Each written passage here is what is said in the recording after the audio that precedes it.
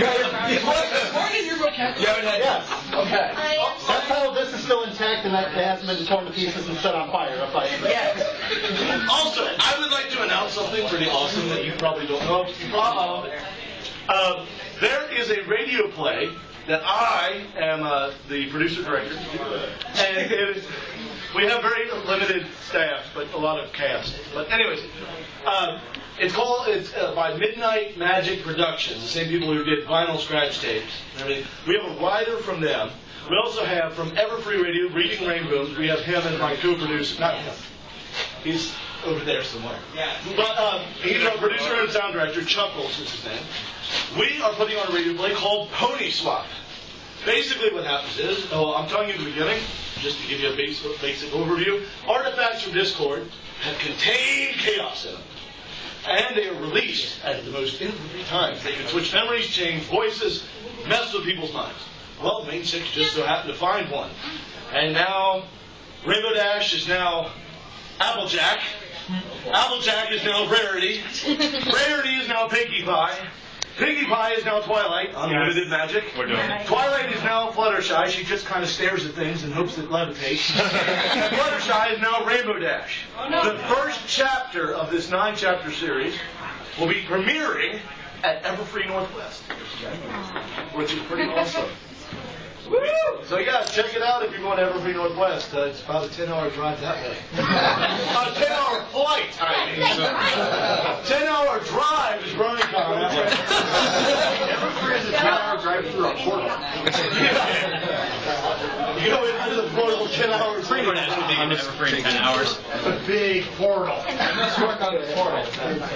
So I just thought that.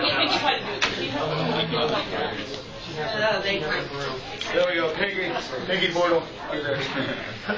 Still though. All right, so. We could sing that. Who wants to sing Pinkie Through? Yeah, I guess we can. Gotta carry on. Remember the lyrics.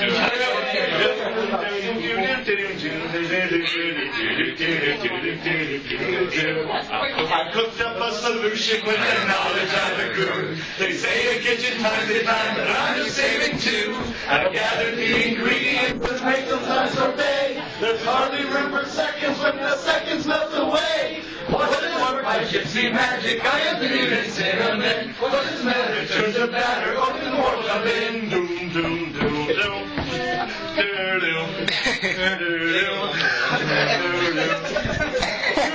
Can you feel it? Apple bloom. Sometimes life is not a cakewalk served up on a silver spoon. Toss a pig and save the day. And bread and butter, check and butter, marination, pink and peach, chocolate icing, sunlight slicing, yeast is rising, rectifying.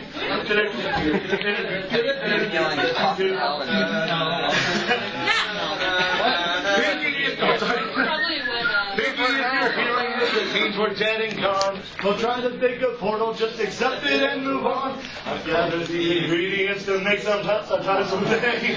I've hardly room for seconds when the seconds melt away. Watch this work, my gypsy magic. See Brony tears and provolone. Sing, my friends!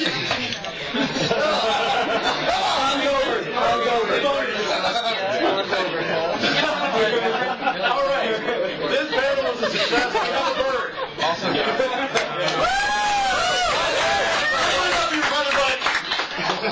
And then, What up? crap, where'd it go? Nobody dare! Do not sing anything from the trash bin or you'll be killed. Well, they would So, you know what? Furries come in all sorts of sizes. This here is a bird. It doesn't really have fur, it has feathers. But technically it is a furry. So, feathery. Feathery. Yes. Anthro. Professor Frank? Yeah. People, please. Listen, please. Can I get a glass of water? Please. Listen, please. Greatest minds and scientists in the world, please. Pi is exactly equal to 3. Thank you. So, this is going off on a tangent. That's another tangent. But this is the third tangent. You're here. There's something about bronies and furries I kind of want to bring up that someone mentioned to me before. Now, with bronies, characters around a set style and a set show. You know, there's one thing that you're working on. But with furries, it's super, super, super, super broad. You have hundreds of animals to pick from. Anything you can possibly imagine can fit into the furry subcategory. Can I have a sparkle dog? Yeah. Why not? I mean, You can do a sponge! That is just one thing I've kind of heard a lot of people try to bring up. Because, you know, I hear, like, button heads all the time, and I'm like, why? It's apples and oranges. It's apples two and different apples things. and apples. Awesome apples. I don't speak Japanese. On that same tangent, I was like tweeting about like I've been trying to make a persona for a while and I'm really picky and shit. But I had my pony-sona down like immediately, and then I was tweeting about it. I was like, I have a pony-sona, but I need to make my persona. It's kind of happening. And somebody tweeted back, one of my furry friends from New York was like, why don't you just use your pony-sona? It's the same thing. And I was just like, see, I'm not really a horse guy. Not really. I don't eat many vegetables. Like, I'm not. A lot of times the characters that we create are kind of reflections of ourselves, but they don't have to be. And so it's an idea that you pull out of your own mind that doesn't have it can have a basis from some other show or, you know, things along the way, but you want to create something your own that's you know? Yeah. And so inside of our fandom, we all kind of become fans of each other. That's It's like, oh, that's true. Something really cool. Yeah, everybody comes up. On the same note, though, that means that the furry fandom... Who's your biggest fan, is Rainbow from Dash? friendship. What is my little pony based from? What's the title? Friendship! Connection! I have to say something on that note that's kind of peeves me. There's somebody that you all know, I'm not going to mention the name because it's too well known and I'm going to get killed for saying his name if I did. But,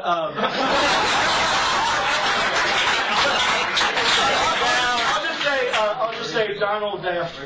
So, anyways, he was saying that, Chuckles, my co-producer, he told, well, hey, we're going to TrotCon. He says, he said, what? And he says, well, you know, I've heard that's just a terrible convention. It's just Rule 34 everywhere. Oh my God. It's just completely awful.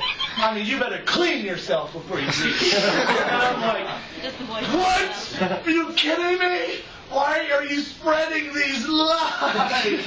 And then he's like, even telling everybody, he's like, TrotCon is Rule 34. Every TrotCon is Rule 34. And I'm like, well, that's quite unfriendly of you. What is the name of the show? Friendship is magic? I guess it is, because if you're trying to find friendship in here, it's got to be magical.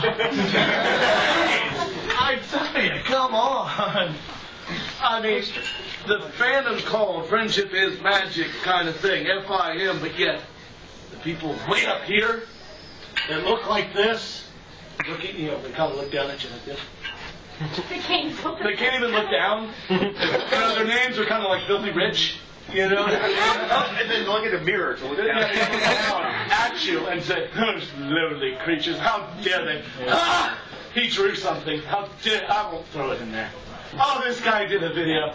I'll throw it in something called a roundup. Oh man, it bothers me because if your name ain't big, you ain't doing anything big in the fandom, you know. It's terrible. And if you mention it, then little tiny EQD, not EQD, crap. I'm in trouble. The ninjas are coming for me. The EQD ninjas are coming for me. They're about this tall. They're about tiny, hoof-shaped stars. If you find any lady in the alley with hoof-shaped stars in my back, you know the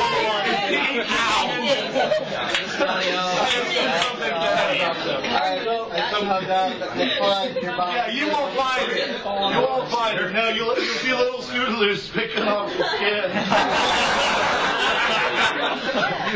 So anyway, basically, the whole fact that you guys are here wanting to learn about us and we are here at this convention wanting to learn about you solidifies the fact that we can coexist.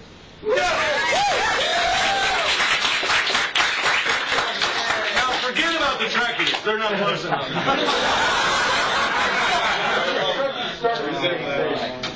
They were the first. Yeah. Twas the first and the last. But never in the middle. Oh, furries, you started in 1990. Oh, Brony, so you're 2 years old, 1960. Oh, and also, who here has seen that stupid Howard Stern? Oh, Jesus. Oh my God! Talk about it. Please don't give me PTSD. Here's what I'm saying. Basically, he's right here, and he's like, okay, so we're here at BronyCon. Obviously, we're here at BronyCon. This is a guy. You know, we just had you jump on the internet for 10 seconds. Please tell me, what do you do in the Brony fandom, even though you're not really in it? Oh, really? You do? What is this club? Really, everyone, 100%. Yes. Really? Oh, damn, I knew it. I knew it. This is just terrible. Should we keep the children away? Do you do anything nice? Oh, please, head over there now. That is... Where did he get this guy? I need to find this video. I mean... The bottom line is, anytime you get a group of people together, you can have a bad seed, okay? Yeah. That doesn't mean that the whole entire fandom is evil. Apple spoils the bunch. I bet you anything. Well, no, yeah, of course, you want to get rid of it, but that Should I doesn't... share them that one message I got? The media always does. She's here. Hey, hold up! A lot of groups that try and protect themselves will try and block off the media, and that's really not what you want to do, because when you block them off, they're just going to patrol the area of your con and wait for some kind of They'll person. make up stuff. Yeah. Here's the thing. Yeah, you can bring them in, because if you say, "Hey, can we film you?" You say, "No, no." And then they'll be like, "Oh, he's hiding something." Sure. I just bought a badge, and I got my cell phone. Yep. And all I got you what I do, need. You need to find someone who represents your group in a good way, and someone who's seasoned to talk with the media, and then give them to them and set that up. This one right here. That one right there. He's a good one. Stand up, my friend. Take a bow. There you go. He's right here.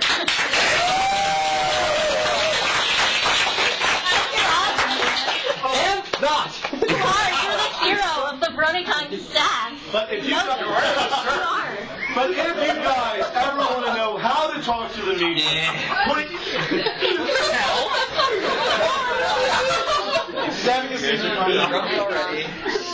fails from PhD. It really is a con. But if any of you want to know how to talk to the media, a good video on how to talk to the media is Uncle Kage's How to Deal with the Media. Yes. It's a furry video, but it is a great representation of how to speak to the media. Never say no, okay? Because no means yes. So, like, if you were going to ask me something, ask me anything, like, you know, if you're asking about the furry fandom or whatever. What's up with that flannel? But if they come up and be like, you got to be careful too, because they're like, hey, how's it going? I'm here at TrotCon 2012, and we have here Thunderbug with us. And well, I got to tell you, that is a great costume. Just off the record, you never get freaky in that thing.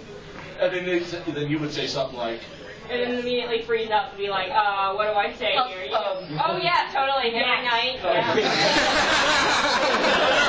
Then they would say something like, "Oh, well, that's fine.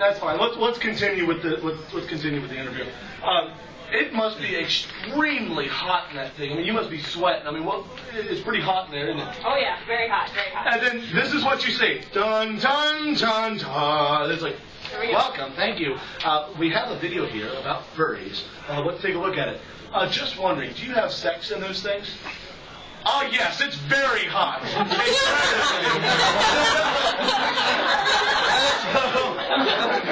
Yes, you must. You have to remember that the media's main goal is to get people to watch their show. They don't necessarily care about the people that they're doing the stories on at all times. Family oriented is here. Rule 34 is here. So it really has to be awesomely family oriented. But then they still might go with It's true. Yeah. It's true. Yeah, so don't avoid them. Don't say no. Just give the best representation as you can. Act like you don't know anything. Well, no. You can always go Conky route, which Conky, I love him. He'll throw so much information at